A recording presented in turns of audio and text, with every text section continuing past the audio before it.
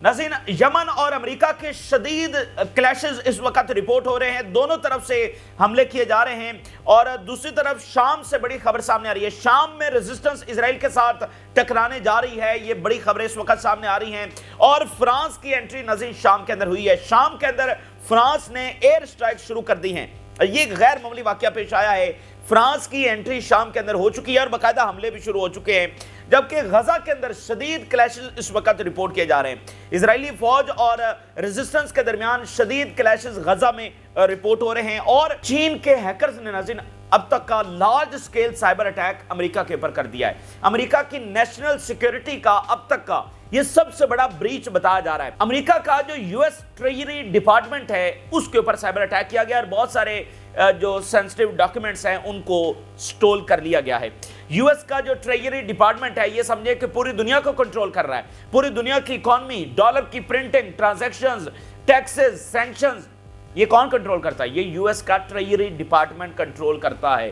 जो trillions of dollars की economy है दुनिया की, वो यूएस ट्रेजरी डिपार्टमेंट सारा उसको समझ लें कि रेगुलेट कर रहा है, मॉनिटर कर रहा है, सुपरवाइज कर रहा है और कंट्रोल कर रहा है। सब कुछ यूएस ट्रेजरी डिपार्टमेंट है, उसके ऊपर यह साइबर अटैक हुआ है। और ये अब तक का सबसे बड़ा साइबर अटैक बताया जा रहा है जो चाइना की जानिब से हुआ है। ये किसी भी मुल्क का अमेरिका के ऊपर साइबर जो अटैक हुआ है ये सबसे बड़ा है और बहुत सेंसिटिव, मतलब पूरी दुनिया को वो डिपार्टमेंट कंट्रोल कर रहा है। तो वहां से वो बहुत सारी चीजें जो है वो निकाल कर ले गए हैं। तो इससे और ज्यादा कशीदगी अमेरिका और चीन के दरमियान बढ़ गई है। तो ये तमाम खबरें जो है वो आपके साथ शेयर करेंगे। आगाज नाज़रीन यमन से करते हैं। इस वक्त यमन और अमेरिका के दरमियान जो फिरस बैटल है ना, वो रिपोर्ट की जा रही है, जिसको शदीद झड़पें कहा जाता है। दोनों तरफ से अटैक्स हो रहे हैं और दोनों तरफ से इमीडिएट अटैक्स हो रहे हैं। अमेरिका ने यमन के ऊपर अटैक किया, यमन ने विद इन मिनट्स अटैक कर दिया और अमेरिकी एयरक्राफ्ट कैरियर्स को लार्ज स्केल अटैक्स का निशाना बनाया, ड्रोन्स, मिसाइल भेजे। और उसके बाद अब अमेरिका और बरतानिया ने एक बार फिर यमन के ऊपर अटैक कर दिया है और इसमें 3 स्ट्राइक्स हुई हैं और कैपिटल को हिट किया गया है। काफी बड़े धमाके वहां पर हुए हैं। तो अब नाज़रीन किसी भी वक्त यमन जो है वो आगे अमेरिका, बरतानिया और इजराइल पर भी हमला कर सकता है, क्योंकि यहां पर इमीडिएट रिस्पांस जो है वो हमें देखने को मिल रहा है। तो ये लड़ाई यहां पर फैलती हुई नजर आ रही है। इस वक्त नाज़रीन अगर आप देखें तो दुनिया में सिर्फ यमन ही है जो अमेरिका के ऊपर बराह रास्त हमले कर रहा है। अमेरिकी फौज के ऊपर अगर कोई बराह रास्त हमले कर रहा है या अमेरिकी फौज की किसी के साथ डायरेक्टली वॉर जारी है इस वक्त दुनिया में, तो वो यमन के साथ है। इसलिए जो यमन की बैटल है वो गैर मामूली बैटल है। सारी दुनिया की जो नजरें हैं इस बैटल के ऊपर लगी हैं और इसके पीछे बहुत सारे फैक्टर्स हैं, बहुत सारी पार्टीज, और जिस जगह पर यह बैटल लड़ी जा रही है उसकी तो फिर अहमियत ही अपनी है। अगर आप देखें तो उस जगह पर रेड सी के अंदर, बाबुल मंदब में और एडन के अंदर दुनिया की तमाम पावर्स जमा हैं। इसमें रशिया भी है, इसमें ईरान भी है, इसमें टर्की भी है, इसमें फ्रांस भी है, इसमें इटली भी है, इसमें बरतानिया भी है, जर्मनी भी है। ये सारे यहां पर इकट्ठे हुए हैं और सामने जिबूती है, जिबूती में चाइना की भी बेसेस हैं। तो दुनिया की जो तमाम ग्रेट पावर्स हैं वो समझ लें कि यहां पर बैठी हुई हैं। ठीक है ना, लड़ाई यमन और अमेरिका की हो रही है लेकिन बैठे सारे हुए हैं। तो सारे इसमें अपना अपना नजर और पीछे कंट्रोल और मदद, ये सारा जो है वहां पर जारी है। तो एक बहुत बड़ी बैटल जो है वो इस वक्त लड़ी जा रही है और यमन मतलब अमेरिका से टकरा रहा है और उसके एयरक्राफ्ट कैरियर के ऊपर हमला कर रहा है। अगर अमेरिकी एयरक्राफ्ट कैरियर के ऊपर चाइना या रशिया हमला कर दें तो वर्ल्ड वॉर का आगाज हो जाएगा। ये इतनी सेंसिटिव बात है, ये कोई मामूली बात नहीं है कि अच्छा जी एयरक्राफ्ट कैरियर है और उसके ऊपर आप मिसाइल और ड्रोन दाग दें, और वो भी बैलिस्टिक मिसाइल। और एक मौका तो ऐसा आया है जिसमें सिर्फ 1 किलोमीटर दूर रह गया था यमनी मिसाइल। कहा जाता है कि 4-5 सेकंड का सिर्फ फर्क था।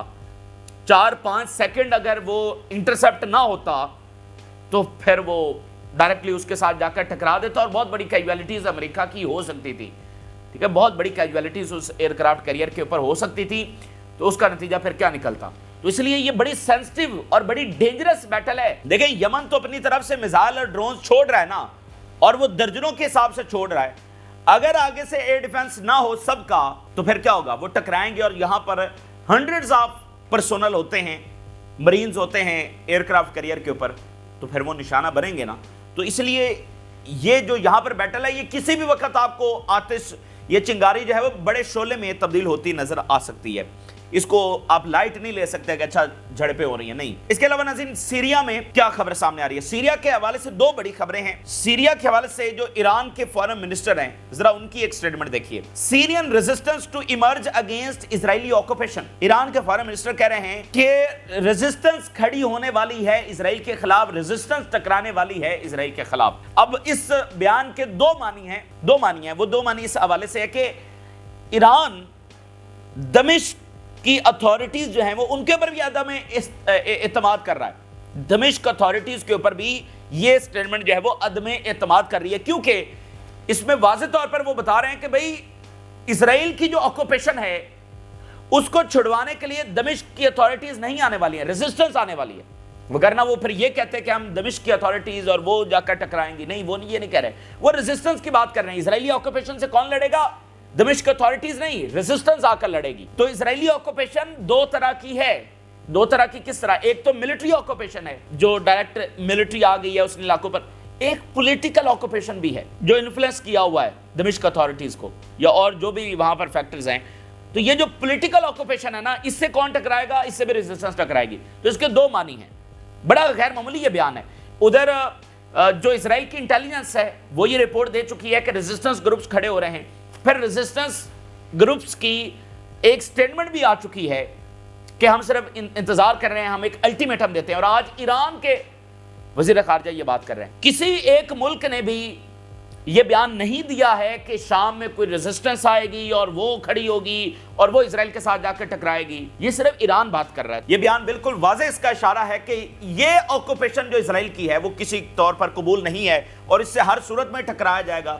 اگر دمشق اتھارٹیز نہیں ٹکرائیں گی تو پھر کوئی اور آ کر ٹکرائے گا۔ دوسری امپورٹنٹ بات فرانس کے حوالے سے سامنے آئی ہے۔ فرانس نے ایک سٹیٹمنٹ جاری کی ہے اور اس سٹیٹمنٹ کے بعد مطلب سب حیران ہے کہ یہ ہوا کیا۔ فرانس کہہ رہا ہے جی اس نے شام میں داعش کے اوپر حملے شروع کر دیے ہیں۔ مطلب یہ کتنا عجیب ہے کہ فرانس اچانک سے سٹیٹمنٹ جاری کر رہا ہے کہ داعش کے اوپر شام میں فرانس نے حملے شروع کر دیے۔ او بھائی، جو امریکہ بیٹھا ہوا ہے وہ بھی داعش سے لڑنے کے لیے ہے، باقی جو تمام فیکٹرز وہاں پر بیٹھے ہوئے ہیں وہ بھی سارے، کرد بھی داعش سے لڑ رہے ہیں، دمشق اتھارٹیز بھی داعش سے، اسرائیل بھی داعش سے لڑ رہا ہے، ترکی بھی داعش کے ساتھ لڑ رہا ہے۔ اب کوئی کمی رہ گئی تھی تو وہ فرانس نے آ کر پوری کر دی ہے کہ جی ہم بھی داعش سے لڑنے آ گئے ہیں۔ حالانکہ داعش کس نے بنائی، کون اس کو فنڈ کرتا ہے، وہ ابھی تک کیوں موجود ہے، اور تھوڑے سے علاقے میں وہ ہے، اس کی کیا پار ہے، کیا امریکہ نہیں اس سے اکیلا لڑ سکتا؟ تو یہ تو پیچھے مطلب ٹرمپ نے کیا کہا کہ داعش بنائی کس نے؟ تو داعش کے نام کے اوپر اس طرح ملکوں کی انٹری کرنا یہ بڑا معنی خیز ہے۔ مطلب فرانس اب کہہ رہا ہے کہ ہم داعش سے لڑنے کے لیے شام میں آ گئے، اور بھائی پہلے بھی سارے داعشی سے لڑ رہے ہیں۔ تو یہ اس کے بہت زیادہ میننگز ہیں۔ تو اصل بات یہ ہے کہ ڈگ آؤٹ یہ کرنا ہے جو دنیا اس وقت کر رہی ہے کہ جو گریٹ پاورز ہیں دنیا کی، ان کے مائنڈز کے اندر سیریا کا میپ کیا ہے، یعنی امریکہ ہے، اس کے مائنڈ کے اندر سیریا کا میپ کیا ہے کہ سیریا کیا ہوگا؟ کیا سیریا کسی طرح کا ایک ہی ملک ہوگا، یا ان کے مائنڈ میں ہے کہ یہ والا اتنا حصہ اسرائیل لے جائے گا، اتنا حصہ ٹرکی لے جائے گا، اتنا حصہ ایس ڈی ایف کے پاس ہوگا، یہاں پر ایک دوسری گورنمنٹ بنے گی۔ ان کے مائنڈ میں ایک میپ ہوگا نا۔ ٹرکی کے مائنڈ کے اندر کیا میپ ہے، باقی طاقتوں کے مائنڈ کے اندر کیا میپ ہے؟ تو یہ ڈگ آؤٹ کرنا بہت ضروری ہے۔ یہ انہوں نے ری شیپ کرنا ہے نا سیریا کو، یہ جو 5-7 بڑے سٹیک ہولڈرز ہیں، تو ان کے مائنڈز کے اندر سیریا کا میپ کیا ہے؟ کیا یہ ایک ہی سیریا رکھنا چاہتے ہیں یا اس کو ڈیوائیڈ کرنا چاہتے ہیں؟ تو یہ ڈگ آؤٹ کرنا بہت ضروری ہے۔ جو خفیہ ملاقاتیں، جو خفیہ کالز، رابطے، گیو اینڈ ٹیک، یہ ساری چیزیں جو وہ چل رہی ہیں، تو اب فرانس بھی اس میں داعش کے نام کے اوپر کود گیا ہے، تعداد بڑھتی چلی جا رہی ہے۔ اور فرانس کے حوالے سے یہ بات ذہن میں رکھے، وہ کہہ رہا ہے کہ ہم نے الگ سے اپنی پالیسی بنانی ہے، یورپ کو الگ سے اس کی پاور، اس کا ڈیفینس، اس کی سیکیورٹی الگ سے ہم نے کرنی ہے، ہمارا اپنا انفلوئنس ہونا چاہیے۔ اچھا، چائنا کے حوالے سے بہت بڑی خبر سامنے آئی۔ چائنا کے جو ہیکرز ہیں، یہ امریکہ کہہ رہا ہے کہ چائنا نے یہ اٹیک کیا۔ چائنا کے ہیکرز نے جناب امریکہ کے جو ٹریجری ڈپارٹمنٹ ہے اس کے اوپر سائبر اٹیک کیا۔ One of the greatest largest cyber attack یہ ہوا ہے۔ امریکہ کے 3 بڑے ڈپارٹمنٹس ہیں، ایک اسٹیٹ ڈپارٹمنٹ ہے، ایک ڈیفنس ڈپارٹمنٹ ہے، اور تیسرا اگر آپ کہیں تو وہ ٹریجری ڈپارٹمنٹ ہے۔ یہ جیسے ملکوں میں ہوتا ہے نا فائنانس ڈپارٹمنٹ، تو وہاں پر یہ ٹریجری ڈپارٹمنٹ جو پوری امریکہ کی اکانومی، فائنانس، ٹیکسز، اس ساری چیز کو کنٹرول کرتا ہے۔ دین چونکہ یہ سپر پاور کا ڈپارٹمنٹ ہے نا، تو یہ پوری دنیا کی اکانومی بھی کنٹرول کرتا ہے۔ یہ ڈالر کی جو پرنٹنگ ہے اس کو کنٹرول کرتا ہے، ڈالر کا ایکسچینج ریٹ اس کو کنٹرول کرتا ہے، اور جو سینکشنز لگتی ہیں وہ بھی ساری جو اکنامک سینکشنز ہوتی ہے اس کو کون مانیٹر کرتا ہے؟ یو ایس کا ٹریجری ڈپارٹمنٹ کرتا ہے. جو ریگولیشن آف منی ہے اس کو کون کنٹرول کرتا ہے؟ یہ ڈپارٹمنٹ. یعنی اس کا جو رول ہے نا یہ صرف امریکہ تک محدود نہیں ہے. یعنی کسی ملک کا اگر کوئی فائنانس ڈپارٹمنٹ ہے تو وہ اپنے ملک تک محدود ہوگا, لیکن یہ جو ٹریجری ڈپارٹمنٹ ہے یہ پوری دنیا کو کنٹرول کرتا ہے, یہ پوری دنیا کی اکانومی کو ریگولیٹ کرتا ہے, کنٹرول کرتا ہے, سپروائز کرتا ہے. تو سمجھے یہی ہے دنیا کو کنٹرول کرنے والا یہ والا ڈپارٹمنٹ. ٹریلینز آف ڈالرز کی یہ ساری جو ریگولیشن ہے اس کو وہ یہ کرتے ہیں. کتنا ڈالر پرنٹ ہوگا, کتنا نہیں ہوگا, کیسے معاملات چلیں گے, سارا اکانومی جو ہے وہ یہ کنٹرول کرتے ہیں. یعنی اس کی بہت زیادہ اہمیت ہے. اس کے اوپر سائبر اٹیک چائنا نے کیا ہے. ذرا ہیڈ لائنز دیکھیے. U S treasury says Chinese hackers stole documents in major incident. And CNN یہ رپورٹ کر رہا ہے کہ China state sponsor actors infiltrated treasury workstations in what officials are describing as a major incident. اس کو امریکہ کی جانب سے میجر انسیڈنٹ کہا گیا ہے. یہ نیشنل لیول کا ایک سیکیورٹی بریچ ہے, یہ امریکہ کا سب سے بڑا سیکیورٹی بریچ ہے, اور اس سے امریکہ کی جو سائبر ٹیکنالوجی ہے اس کے اوپر بھی سوالات اٹھ گئے ہیں. ایک وہ ڈپارٹمنٹ جو دنیا کو کنٹرول کر رہا ہے, جو ساری اکانومی کو کنٹرول کر رہا ہے, اگر وہ بھی سیکیور نہیں ہے, اس کے اندر چائنا پینیٹریٹ کر گیا ہے, تو امریکہ کی جو سائبر ٹیکنالوجی ہے وہ پھر کدھر ہے؟ اس کے اوپر جو ہے نا اس واقعے کے بعد سوالات اٹھ گئے ہیں, اور خود آفیشلز جو ہیں امریکی آفیشلز وہ اس کو میجر انسیڈنٹ قرار دے رہے ہیں, چھوٹا موٹا نہیں, میجر انسیڈنٹ. بھائی جہاں پر ٹریلینز آف ڈالرز کا لین دین چل رہا ہے وہاں پر سائبر اٹیک ہونا تو یہ تو بہت غیر معمولی بات ہے. اور کس لیول کے وہ ڈاکیومنٹس لے کر گئے ہیں, اور جب سائبر اٹیک ہوتا ہے تو فوری آپ کو نہیں پتا چلتا کہ وہ کیا لے کر گئے ہیں, وہ تو بعد میں پتا چلے گا نا کہ ایکچولی وہ کیا لے کر گئے ہیں, تو کون سے ڈاکیومنٹس, کیا چیزیں, بہت سارا معاملہ. اب آپ دیکھیں نا جو نارتھ کوریا کے ہیکرز ہیں انہوں نے 1.4 بلین ڈالرز چرائے ہیں ہیکنگ کے ذریعے. تو یہ تو یو ایس ٹریجری ڈپارٹمنٹ ہے. ایک ایک چیز تو نیشنل سیکیورٹی لیول کی یہاں پر میٹر کرتی ہے. تو اس کے بعد اب البتہ چائنا نے کہا جی ہم نے کوئی اٹیک نہیں کیا, ہم نے کوئی سائبر اٹیک نہیں کیا. تو ویسے چائنا کا بھی مانے گا تھوڑی کہ ہم نے سائبر اٹیک کیا ہے, لیکن جو بھی ہے کہ یہ بڑا معاملہ. اور یہ ہمیشہ ذہن میں رکھیں, یہ تو چائنا اور امریکہ کے درمیان آغاز ہے. جو سوویت یونین کے ساتھ جنگ ہے وہ تو پرانی ہے, وہ تو بہت پرانی ہے. چائنا کے ساتھ امریکہ کی کوئی جنگ نہیں تھی. چائنا کے ساتھ جو بھی معاملہ ہو رہا ہے یہ تو ابھی آغاز ہو رہا ہے. تو یہ ابھی معاملہ کہاں تک جائے گا؟ اصل اب جو امریکہ کی جنگ ہو رہی ہے وہ چائنا کے ساتھ اس کی شروعات ہو رہی ہے. اس کے علاوہ ایک اور بڑی امپورٹنٹ خبر ہے. پریزیڈنٹ شی نے ناظرین لیٹر لکھا ہے, کس کو؟ پیوٹن کو. نیو ایئر کے حوالے سے یہ میسج لکھا گیا ہے. President Xi promises world peace in new year's message to Putin. اور اس میں 75th اینیورسری جو ڈپلومیٹک ریلیشنز ہے چائنا اور رشیا اس کے بارے میں بات ہوئی ہے. اور پریزیڈنٹ شی نے ناظرین پیوٹن کو اپنا بیسٹ فرینڈ قرار دیا ہے. پریزیڈنٹ شی نے پیوٹن کو بیسٹ فرینڈ قرار دیا, اور پیوٹن نے پریزیڈنٹ شی کو ریلائبل پارٹنر قرار دیا ہے, ریلائبل پارٹنر.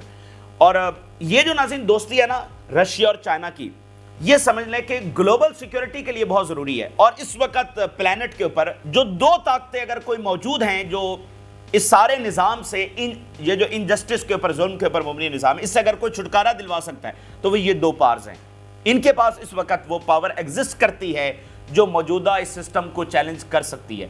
تو اس لیے یہ جو پارٹنرشپ ہے اس کو آپ کہہ سکتے ہیں پارٹنرشپ فار ہیومینٹی, آپ اس کو کہہ سکتے ہیں. اور اگر کوئی یہ سوال اٹھائے کہ بھائی امریکہ کو ریپلیس کرنے کے بعد چائنا ویسی پار بن جائے گا, تو وہ ہو نہیں سکتا ہے. دنیا کی تاریخ میں, دنیا کی ہم ہزاروں سالوں کی بات کریں جب سے بھی یہ سیولائزیشن ایگزسٹ کر رہی ہے, جب سے تاریخ ہے, امریکہ وہ پہلا امپائر ہے جو پوری دنیا کے اوپر قائم ہوا ہے, مطلب جو پورے پلانٹ کو کنٹرول کرتا ہے. سکندر اعظم بھی پورے پلانٹ کو کنٹرول نہیں کر رہا تھا. دنیا کی تاریخ میں یہ پہلا امپائر بنا ہے جو پوری دنیا کو کنٹرول کرتا ہے. تو یہ آئندہ بھی اس طرح بننے والا نہیں ہے. ملٹی پولر ورلڈ ہوگی, ٹھیک ہے نا, ملٹی پولر بہت سارے طاقتیں ہوں گی. یہ تو صرف امریکہ آج ہے نا, صرف اور صرف امریکہ, اس کے سامنے کوئی بھی نہیں ہے. تو اس لیے یہ نہیں ہو سکتا کہ اچھا امریکہ گر گیا تو چائنا آ جائے گا, نہیں, ایسا ہونے والا نہیں ہے. تو اس لیے یہ جو پارٹنرشپ ہے نا, یہ پارٹنرشپ فار ہیومینٹی آپ اس کو کہہ سکتے ہیں. اور اسی لیے اس کو قبول نہیں کیا جا رہا. وہ چاہتے ہیں کہ رشیا اور چائنا کے درمیان اختلافات ہوں, لیکن پیوٹن نے بھی ریسنٹلی بات کی, چائنا کے پریزیڈنٹ نے بھی کہا کہ یہ آل ٹائم ہائی ہمارے ریلیشنز ہیں جن میں دراڑ نہیں آ سکتی ہے. آگے چلتے ہیں ناظرین. غزہ کے حوالے سے خبریں یہ ہیں کہ شدید بیٹل اس وقت ہو رہی ہے, شدید بیٹل جس کو کہتے ہیں نا, क्लैशेस बहुत हाई लेवल के ऊपर हो रहे हैं। कन्फ्रंटेशंस and battle taking place between Palestinian resistance fighters and Israeli occupation forces in the northern Gaza strip, शदीद लड़ाई। और इसके साथ खबर यह है कि जो नहाल ब्रिगेड है नाज़रीन, जो रफा में ऑपरेट कर रही थी, इसको भी वो कह रहे हैं विल मूव टू बैत Hanan in northern Gaza strip, इसको भी बैत हनान के अंदर मूव किया जा रहा है। अब ये बैत हनान कौन सा एरिया है? ये वही एरिया है जहां आज 4-5 दिन पहले जहां से तल अवीव पर अटैक हुआ, उसके बाद वहां पर शदीद बमबारी हो रही है और फिर वहीं से मुसलसल रॉकेट्स भी फायर हो रहे हैं इसराइल के ऊपर, और साथ इसराइल वहां पर बमबारी भी कर रहा है। अब वो मजीद फोर्सेस बैत हनान के अंदर भेज रहा है, और बैत हनान शुमाली गजा का वो इलाका है जो मुहासरे के अंदर है और मुकम्मल मलबे का ढेर बन चुका है, और काउंटलेस इजरायली ऑपरेशन यहां पर हुए हैं। इजरायली ऑफिशियल्स नाज़रीन ये कह रहे हैं कि जंग तब तक खत्म नहीं होगी जब तक हमास को हम हरा नहीं देते। The war will not and as long as Hamas control Gaza militarily and सिविली। लेकिन इजरायली मीडिया क्या लिख रहा है? इजरायली मीडिया जो लिख रहा है, असल बात वही है। वो क्या है? Gaza war not to and unless ordered bye US president. Israeli media ये लिख रहा है कि जब तक अमेरिकी सदर डायरेक्टली नेतन्याहू को नहीं कहता कि and the war, stop the war, तब तक ये जंग रुकने वाली नहीं है। सिर्फ और सिर्फ अमेरिकी सदर ही इस जंग को रुकवा सकता है, यानी सीज फायर करवा सकता है। और जब वो दो टोक अल्फाज में नेतन्याहू को कहेगा, क्योंकि अब ये बात साबित हो चुकी है कि ये अमेरिका की मर्जी के साथ, उनकी ग्रीन लाइट के साथ, वो बयानात में तो ये कहते हैं कि जंग रुकनी चाहिए, हम सीज फायर की कोशिश कर रहे हैं, सीज फायर होना चाहिए, इमीडिएट सीज फायर होना चाहिए, फला फला, ये बातें वो करते रहे हैं। लेकिन असल बात ये है कि वो दो टोक अल्फाज में नहीं कहते नेतन्याहू को, ना उन्होंने ऐसा कोई प्रेशर डाला है। असलहा देना और इधर से बयान देना कि हम सीज फायर चाहते हैं, साथ ही मजीद असलहा दे देना, ये कौन सा सीज फायर होता है? तो असल जो बात है, जो पहले दिन से, और हमास ने काफी बार ये बात की भी थी कि हम ये देखना चाहते हैं कि अमेरिका क्या चाहता है। अमेरिका हमें कैटेगोरिकली बताया कि वो क्या चाहता है, वो जंगबंदी चाहता है या नहीं चाहता। इसलिए हमास ने वो मुज़ाकरात भी बहुत अरसा मुअत्तल कर दिए थे कि दो टोक, जब याह्या सिवर हेड थे। तो इजरायली मीडिया कह रहा है वॉर तब रुकेगी जब अमेरिकी सदर दो टोक बताएगा। तो क्या ट्रंप आकर दो टोक बताएगा नेतन्याहू को? ये देखना बाकी है। इसके अलावा नाज़रीन खबर यह है कि मिस्र और कतर हमास को प्रेशराइज कर रहे हैं। मिस्र और कतर हमास को प्रेशराइज कर रहे हैं पार्शियल डील के लिए। Egypt and Qatar are trying to pressure Hamas and Israel to hold additional talks to reach an agreement. अब इस स्टेटमेंट के अंदर लिखा हुआ है कि वो इजराइल को भी प्रेशराइज कर रहे हैं। तो आप क्या समझते हैं, क्या मिस्र और कतर में ये पावर है कि वो इजराइल को प्रेशराइज करेंगे? आपको क्या लगता है, ऐसा पॉसिबल है कि कतर और मिस्र जो है वो इजराइल को प्रेशराइज करेंगे? तो ये बस वो स्टेटमेंट में जरूर लिखा हुआ है। असल बात यह है कि वो हमास को प्रेशराइज कर रहे हैं। भाई इजराइल को वो क्या प्रेशराइज करेंगे? उनकी क्या हैसियत है वो इजराइल को प्रेशराइज करेंगे? तो वो असल में हमास को कर रहे हैं कि भाई आप पार्शियल डील, जो अंदाजा करें कि उल्टा हमास को प्रेशर, उसको कसूरवार ठहरा रहे हैं। तो ये जो इन्होंने मीडिएशन करवाई है ना, ये उल्टा, इससे बेहतर ये था कि ये बायकॉट कर देते, ये साइड पे बैठ जाते। इजराइल से मुलाकातें करने से बेहतर था कि ये साइड के ऊपर बैठ जाते। और इन्होंने एक तासुर दिया कि अमेरिका कोई पीस ब्रोकर है या कोई सुलह जो है, अगर ये दरमियान में ना पड़ते तो ये अमेरिका किसके साथ जाकर मुज़ाकरात करता, इजराइल किसके साथ जाकर करता? तो इनका बाइकाट करना बेहतर था बजाय इसके कि ये दरमियान में बैठते रहे, इजराइल के साथ मुलाकातें करते रहे। क्या इन्होंने अचीव किया? लारा दे के रखा। तो जैसे बाकी बैठे हुए ये भी चुप करके बैठ जाते, कुछ भी ना करते। लेकिन उल्टा उनको एक ये जस्टिफाई तो ना करवाते, कोई प्लेटफॉर्म तो ना देते कि वो कहते कि भाई हम सीज फायर की कोशिश कर रहे हैं, अपने आप को एज अ सुलह जो पोर्ट्रे करवा रहे हैं। तो ये एक गलत स्ट्रेटजी थी। यूनाइटेड नेशन कह रहा है कि जो इजराइल इल्जाम लगा रहा है कि हॉस्पिटल्स को हमास इस्तेमाल कर रही है, ये बिल्कुल गलत है। Israel's claim of armed groups using Gaza hospitals वेग। और फिर उन्होंने कहा कि जो हेल्थ सिस्टम है ये on the brink of total collapse है। एक सऊदी राइटर ने नाज़रीन लिखा है कि ये कितना अजीब और मुज़हिका खेज है कि अरब कंट्रीज ने उस मुल्क को तस्लीम किया जिसके कोई क्लियर बॉर्डर्स भी नहीं है और जो एक्सपैंड भी कर रहा है। The question that history will be puzzled bye, कि खुद हिस्ट्री इस बात के ऊपर पजल होगी कि भाई ये क्या हुआ, ये कैसी अजीब सी बात थी। Why did some Arab countries recognize Israel, a country without clear border, but rather open border for unstoppable expansion, a declared rejection of the idea of peace and aggression that is constantly escalating against Arab countries that adhere to peace। Saudi writer ने लिखा है कि एक ऐसा मुल्क जिसके borders भी clear नहीं है। देखें ना, जब अब्राहम अकॉर्ड हुआ था 2017 में, तब इजराइल के बॉर्डर कहां थे, आज वो कहां तक पहुंच चुका है। ओपन बॉर्डर है उसके, एग्रेशन उसका तमाम अरब कंट्रीज के खिलाफ हो रहा है। और جو ظلم ہے وہ کرتا چلا جا رہا ہے اور پیس کو ریجیکٹ کر رہا ہے اسرائیل. ایسے ملک کے ساتھ اس کو ریکگنائز کرنا، یہ کون سی دانش مندی تھی، یہ کون سی عقل مندی تھی، یہ کیسی پالیسی تھی؟ وہ کہہ رہے ہیں تاریخ اس کا حساب لے گی، تاریخ خود پریشان ہوگی کہ یہ انہوں نے کیا کیا. تو یہ تازہ ترین تفصیلات ہیں جو آپ کے ساتھ شیئر کی. آپ نے رائے ضرور آگاہ کریں. جن لوگوں نے چینل کو سبسکرائب نہیں کیا ان سے ریکویسٹ کریں گے چینل کو ضرور سبسکرائب کر لیں تاکہ ہر آنے والی ویڈیو آپ تک پہنچ سکے. اللہ حافظ.